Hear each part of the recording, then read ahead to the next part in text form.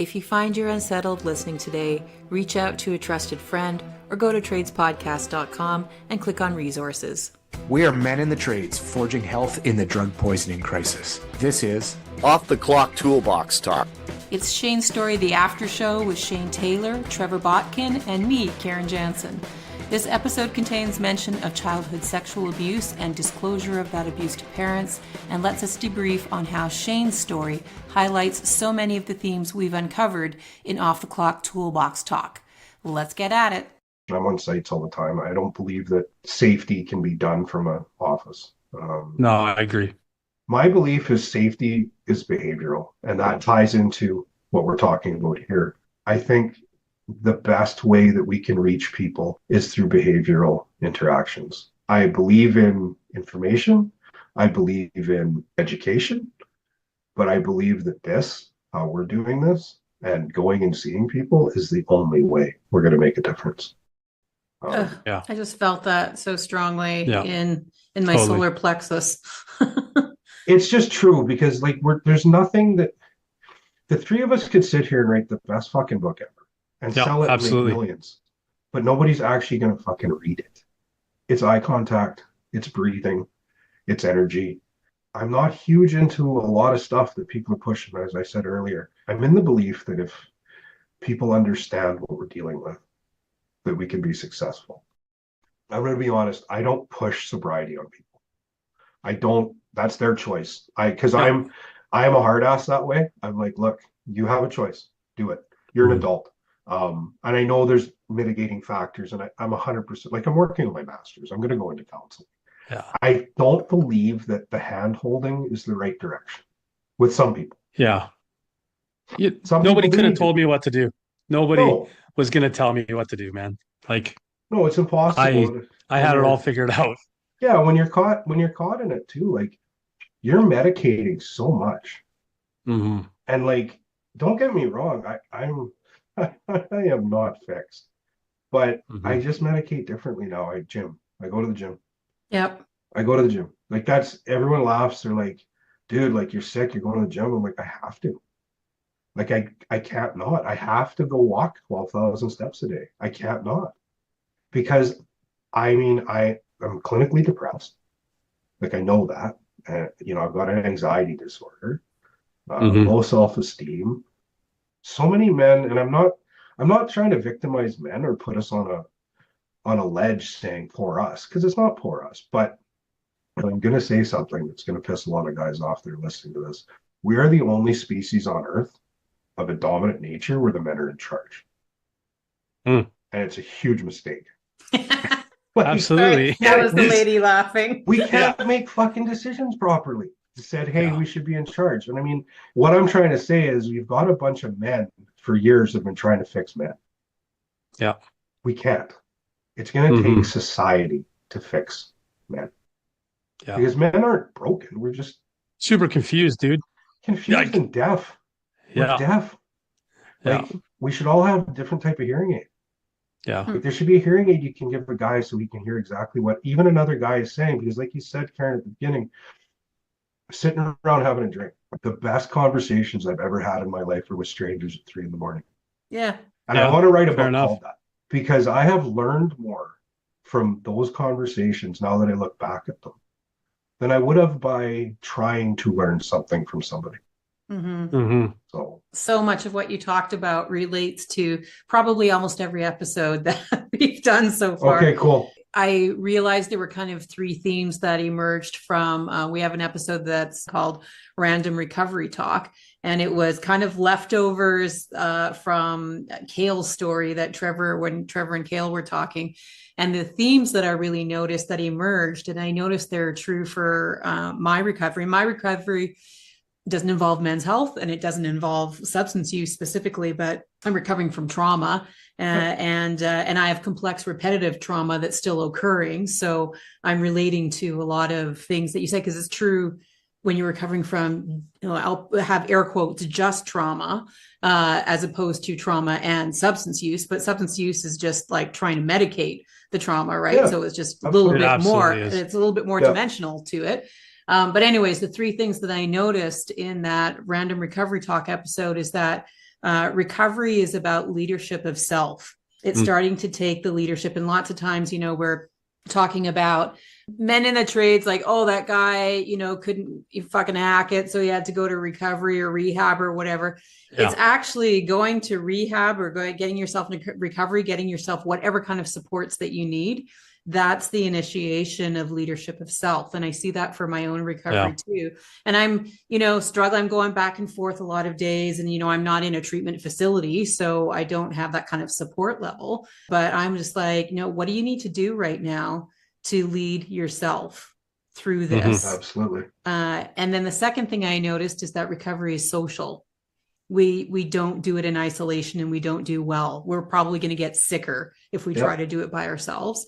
And so this is where, exactly what you were saying, these conversations we need to have where we're just open and, talking fucking reality instead of stupid ass, whatever, like, the masks that we wear. Right. And then the last one I already knew, but it also relates very much to what you're talking about, is that recovery is spiritual. And that doesn't mean religion. But, when you're talking about going to the gym and you're talking about getting your steps in, and that is my church. That is your church, right? Yeah, absolutely. No, I agree. And I think the more these occur, the more people are going to be open. I've never actually looked at, okay, I'm in recovery, but I'm recovering for sure. Like, I'm healing. But I think as soon as, like, Karen, when you have that conversation with yourself and you lead yourself, you begin the healing. Yeah. And there's a lot of healing to do. And I mean, I don't think there's enough time to heal. I don't think we'll ever have enough time to heal, but all we can do is... No, it's a lifetime. It's a lifetime. And that was commitment. That was the biggest trick I ever pulled on myself. I quit drinking for a year once. Guess what day I started again? The day I quit. Hey, I did it here. I did hear. I'm healed. I'm fine. I'm healed. I was fine all along. I wasn't. Yeah. The police were involved immediately. But there you go. So I love this podcast. I think it's great. And I just appreciate the opportunity to talk.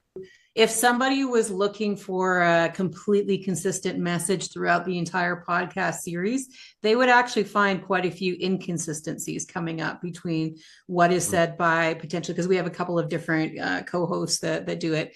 And so there's different things and that come up that appear to be contradictions, but I think they're really just different pathways. Yeah. And as long as we're open to everybody's pathways, and I, keep saying, like, we don't want to throw out the baby with the bathwater. There definitely is some stuff that we need to get rid of for sure, but there's still, I don't know, the morsel or the main part of it. Like, there's really good things in there that we can still learn. And a lot of that has to do with our common humanity and just checking in with each other on the common humanity piece. Right. People, I've heard it said in some circles I hang around in, is like our journeys are all different, but our feelings are all the same. Yeah. Right. Like, that's the thing. And what came up for me earlier, Karen, was something you said about the leadership aspect and taking leadership. And I think for some of us, it feels like a loss of control, or like I'm weak because I can't control this thing. The reality is, all the best leaders surround themselves, like with what Shayne said, with people that are smarter than they are. And when I really start finding success in my recovery, it's because of that connection. I've acknowledged I have something that needs more than I have in myself, by myself, to deal with. I'm going to go get people that are smarter. And that's the leadership I take. Yeah. No general goes into battle by himself, right? He has an army that he builds around me with his captains and sergeants and you name it. And he's built structure to make him as powerful as he can be in his experience. And that's what I do in my recovery. And it sounds like, Shayne, you've got, you're way more knowledgeable than I am. Even from an academic standpoint, right? It just means I can sit there for 4 years. Well, me sitting anywhere for 4 hours is nearly impossible. One thing you said there that really resonates with me is that we're building a kit. I look at ourselves as a car. If you want them, you got to break it down, right? Or you're building whatever you're building something. Metaphors are good. You need a toolkit. And I take things from every conversation I've had with people and I put it in my toolkit. And I said this to people in treatment because, I've worked with 12-step groups, and some people don't like them. And some people like, going on journeys and shit like that. And I said, okay, so what part of the meeting tonight did you like? You know, referencing a 12-step. I like step 4. I said, okay, well, take step 4 and put it in your kit. Okay, well, that makes sense. I said, so what else happened today that helped you? Well, I had a good conversation with my daughter. She's doing good in school. And I said, okay, what part did she say? Well, she said she's really proud of me. She said that today. I said, okay, put that in your kit. You start building this kit. But the problem with kits is, because we're humans and we're monkeys with guns and money, is that we lose keys. Right? How many times have you looked for a key? You can't find it. You start to panic. So that's what I tell people. When you're building this kit, you need to have something malleable and something tactile that you can open it with. So I've always told, and that's, you know, that's maybe part of the chip thing with AA or other things, but I've told people find something that you can keep on yourself, that when you're feeling it, you know, you've got the mood rocks, whatever it is. I carry a picture of my son. That we never got to that story, but if we ever talk again, we'll get into it. What Karen said was that everybody's got something that you can learn. And if you can put something in your kit, you're going to be built for everything. And that's like, everyone's got a different problem, but who's to say I'm not going to run into a similar trauma that one of you two have, but a conversation that we've had will help me. You know, who's to say that somebody listening to this podcast won't go, holy fuck, I get it. I want to use that. And that's the key. That is the key. If you become so ignorant to the fact that you think your way is the best way, you're going to fail. And I think broadening the horizon, broadening the scope of understanding and communication to the problems we're facing and trades and society and men and women, and, you know, you want to pull out the old "it takes a village" thing. Well, it's going to take a village to fix this shit. So, yeah, absolutely. The lack of a village that's getting us in trouble, right? It's that lack of connection. Exactly. And I mean, there's 1,000, just talking to the two of you for the past hour, I mean, there's 1,000 conversations we could have. So absolutely. Yes. And that's what the leading trauma research is really saying too, is that everybody's got trauma. First of all, there's nobody who doesn't have trauma. Everyone's got it. The medical community has historically put it onto the person or the patient that they need to fix their own trauma, or that they need to get their trauma fixed, when in reality, what seems to be emerging is that trauma is fixed through what's called co-regulation, or exactly what we're doing right now, sitting around, having a conversation, having a meal together, having whatever kind of a drink, whether it's tea or something else. Like it's that connection piece. And like, you know, you were saying, Shayne, those 3 a.m. conversations with total strangers, that's part. And it's not that that's the only way, or like, you know, you shouldn't go to treatment. No, you should still do those things that you need to do, but it's the co-regulation piece. It's that hanging out piece. It's the connection with other human beings. It's a key component of healing from our trauma. So and that's what we're designed to do. My dopamine is just firing tonight. So sweet. That's healing for me. Like, that's giving me, I was feeling like shit all week. And honestly, this conversation, I've gone from tears to smiles, and it's been great. So I think the more people that get the opportunity to do this, and the more people that get the opportunity to be themselves. Like, I'm a hard guy, don't get me wrong. I will call you out. But at the end of the day, if you want to sit across from me and tell me your story and be honest, let's talk. It's the people that just want to talk, that want to prove a point or fit in, because I've been there. It's hard. It's hard. When I start sensing the bravado, that machismo, right? And that it's, you know, I'm down for a couple war stories, but if somebody really is like, comes to me in a tough space and I sense that they're backing away from being vulnerable and genuine and getting into that space where they need to come across a certain way, I'll stop people. I say, hey, we don't have to talk like this. Exactly. You don't have to show off for me. I believe you. No. And that's you're the toughest guy here. I believe you. You know, like, let's get past that part. And let's just dig into it. Let's talk about why you're here. Not about what you did to get here. You mentioned a guy that went to treatment 22 times. I know another guy who was 13 times in treatment, didn't think he'd ever quit. And it was within 2 hours of his 13th time in treatment. This was 22 years ago. he had all his belongings in a bag, and he had a hockey jersey down to his ankles. Thought he was some, and four cell phones because he's a big time drug dealer. Yeah. And it was at the time it was some 21-year-old punk that looked at him and said, "You think you're so tough, but you're in a rehab center for the 13th time with all your belongings in a garbage bag." That was it. That was it. That's what hit him. He said, I could have walked out of treatment that minute and been straight for the rest of my life. Yeah. And now he's an executive in a mid-level BC company and doing really well and super inspirational. But you never know when that minute's going to be that connects men, especially men, to the reality of their situation.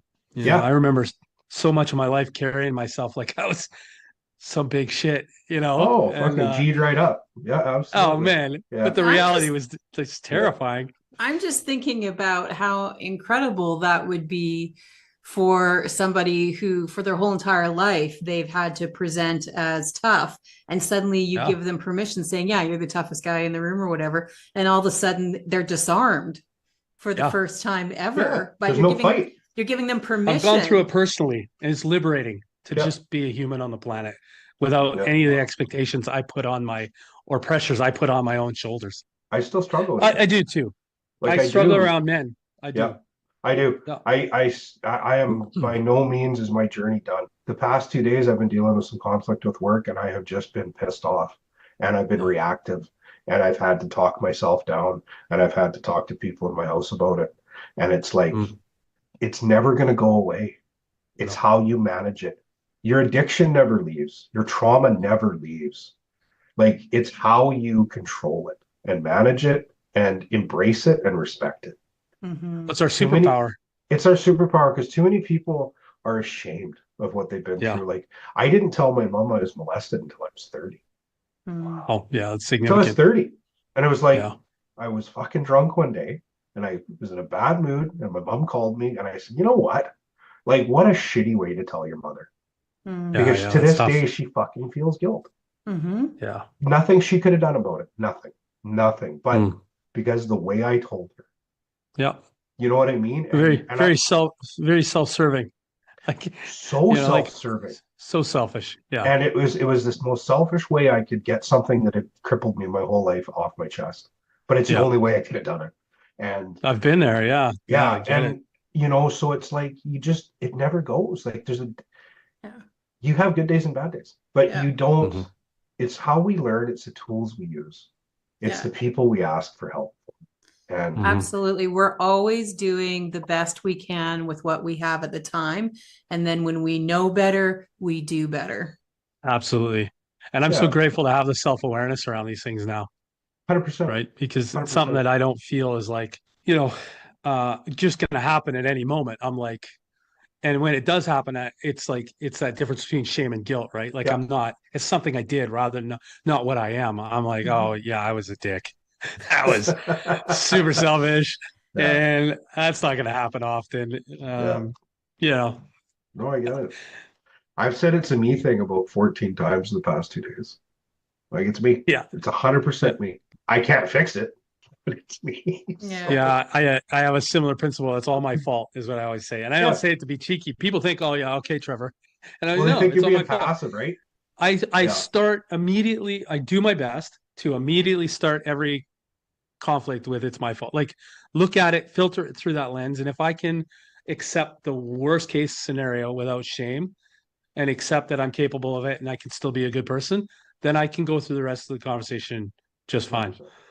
Right? It's the minute I start like getting defensive and hating myself for it, or trying to put it on others, that's where I get sick. That's all. It's the disarmament of self. Yeah, totally. Right? Because the biggest weapon you have is your self-doubt. I feel, for me anyways, my biggest weapon is my self-doubt that I will use on everybody. And I will cut swaths through people to protect myself. It's wild. I got chills when you said the first lie I ever told myself was I'm okay. Yeah. Or I ever told is I'm okay. And that will stick with me for the rest of my life, because that, when you like, sometimes people say things you can just feel, like you just embody. And I was like, that I've never heard that one before, and it's probably a Shayne original. I've never said it out loud. Oh, it stuck with me, man. Good, that good. there's a huge nail for me. Like I was Awesome. just like, wow, because That's it's so true. true. It's true. It's so true for everybody I know who's in this shit, trying to get through this shit, or is in denial of this shit, who's looking at me saying, "Oh, I'm fine. It's good. I'll just get through this week." Like you Yeah. told yourself you're okay, didn't you?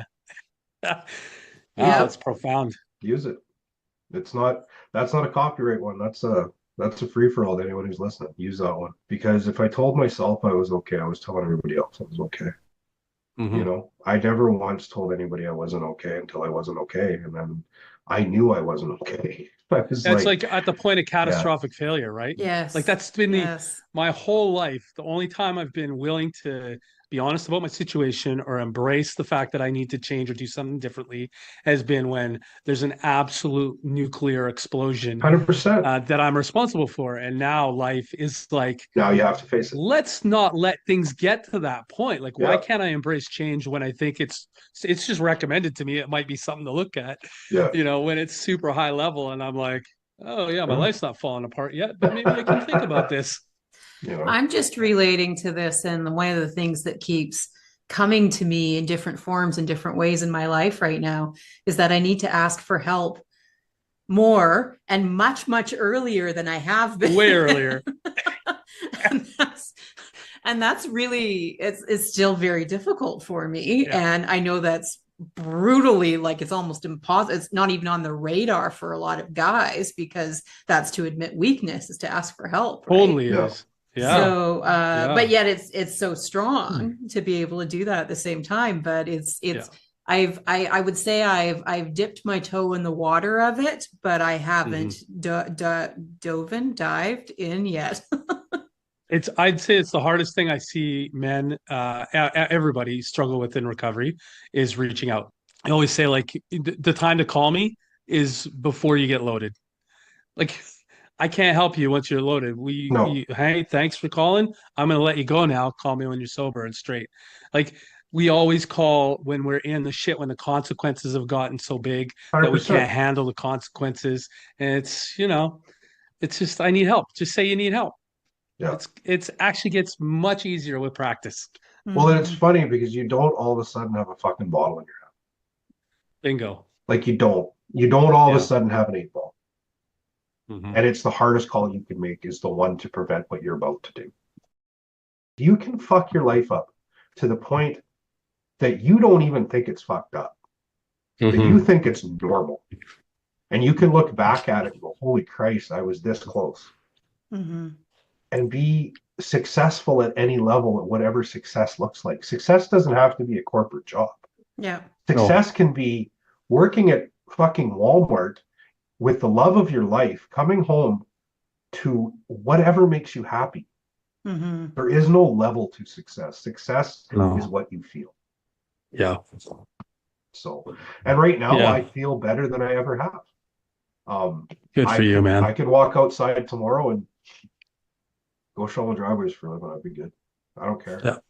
I Plus, just the have, happiness is inside, right? It's like, Yeah. it's such a cliche, but everywhere I go, I take my peace, my sense of peace and enlightenment and serenity and happiness with me. Yeah. It's just inherent to who I am now. And if you could and I work hard to make it that way. Send some serenity my way. That'd be good. I still haven't found Yeah, that it sounds peace. like you're going through some. I still haven't found that peace, but Yeah. I've accepted that I'm always going to be high strung, but I'm gentler, if that makes sense.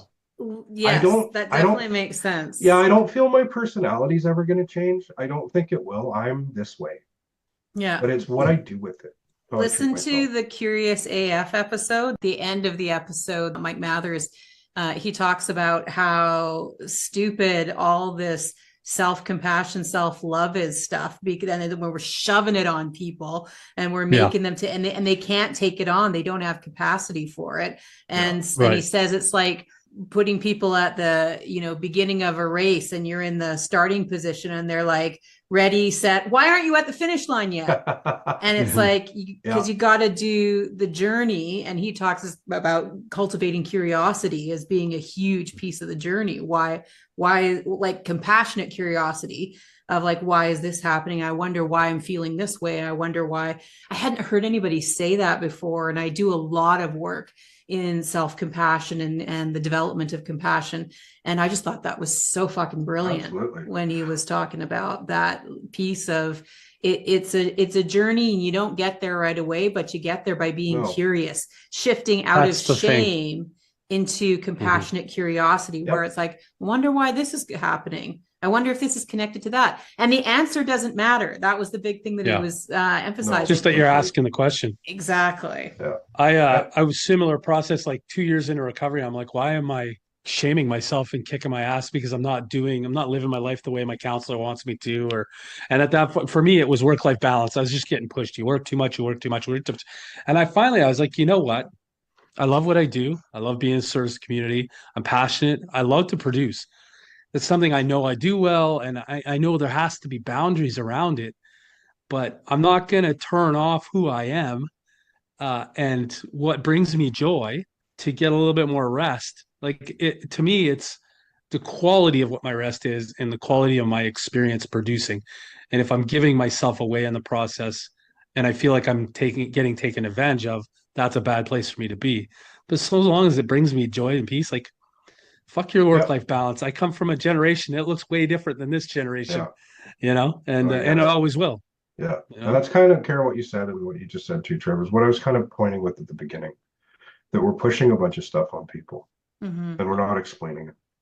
It's not one size fits all. No, it's not. And I understand why it's happening. And I agree that it's great that we've made this focus on healing and mental health and understanding, but I just think there's too much coming.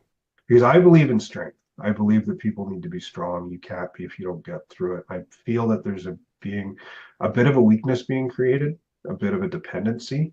And part of the problem that people are dealing with is dependency on something anyways. So you're just going to find a new dependency when you're not going to work on the issue. I've done it with relationships. I've done it with jobs. I've done it. I think everybody here can say they've done that. Yeah. So totally. I think that there's just more, well, this app will help me. Or I can just go on this site. Well, that's great, but are you doing the work? And I'm not saying they aren't. Got to do the work. But doing two hours a day on an app, maybe that is the future. I don't think this will ever be replaced. I don't feel I agree. Behavioral understanding and connection with another human will ever be replaced. I think this is the key to people healing. This is the communication. It doesn't have to be good all the time. It doesn't have to be you're doing fucking amazing. You have to break down to that point where you can break down. You can't. You have to be destroyed to build back up. And it's a tough one to think about, and it doesn't have to be full collapse, my life's over, but you have to be able to admit the weakness and admit that you're suffering and break down. And because that's the only time you're going to be curious about how do I get out of this? Yeah. Desperation is very motivating. Whatever you want to call it. There's a theory of, I guess, therapy out there. It used to be called reality therapy. Now it's called acceptance and commitment therapy, or ACT. Especially say you're a loved one of somebody who's struggling with substance use. Instead of stopping them, like trying to control everything about what's going on, you let what's going to happen is going to happen. And of course, that's extremely risky now with the drug poisoning crisis. But you stop trying to control the person's behavior and you let the natural consequences play out and get to that exact point that you just talked about, Shayne. And some people call it rock bottom, and that scares me sometimes because now rock bottom is death with the drug poisoning crisis. That's why that freaks the shit out of me. If people are determined to follow a particular road and aren't willing to get off of that road, let them follow that journey, right? And you guys have said multiple times tonight that you're really grateful for everything that happened to you because it got to you to where you are today. And that's I think kind of the theory of reality therapy is allowing people to do their journeys, not trying to prevent them from learning, from going through those natural learning processes. It's just that it's fucking scary with the drug poisoning crisis. 100%. Right? It's terrible. Consequences can come so much faster when you don't expect it. No. Like I don't I wouldn't want to start the run I was on now. Like, I don't think I'd get a year, maybe two, if I was lucky. Like, I would make it.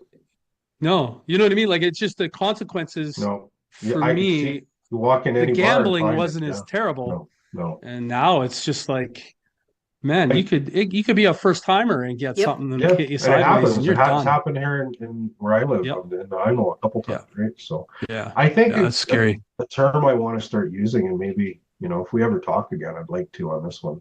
Instead of rock bottom, let's call it the point of return. Ooh, I got chills on that one. What do you think? Yeah, I like it. That's great. I love it. Because that's where I was at. It wasn't a point of no return. It was, I still had the ability to make that change. And it's the point of return. So I'm going to start using that. You guys go ahead. Nice. If anybody makes money off it, I only want 10%. Okay, awesome. Off the Clock Toolbox Talk has been a Fraser House Society project, executive produced and co-hosted by Karen Jansen, managed by Delan Young on the traditional, ancestral, and unceded territory of the Coast Salish peoples. Production of this material has been made in part through a financial contribution from Health Canada. The views expressed herein do not necessarily reflect the views of Health Canada or Fraser House Society. The content of this podcast is conversation between people with living experience and should not be taken as professional advice. Special thanks to ICBA's Workplace Wellness Program for standing behind tradespeople in the drug poisoning crisis. Check out icba.ca/wellness. Help save lives. Go to tradespodcast.com to find tools and tips to promote the podcast on your site with minimal stressors. Like us on socials, Instagram at offtheclock.toolboxtalk. Send us constructive feedback in any form you'd like. tradespodcast@gmail.com. Help us, help you.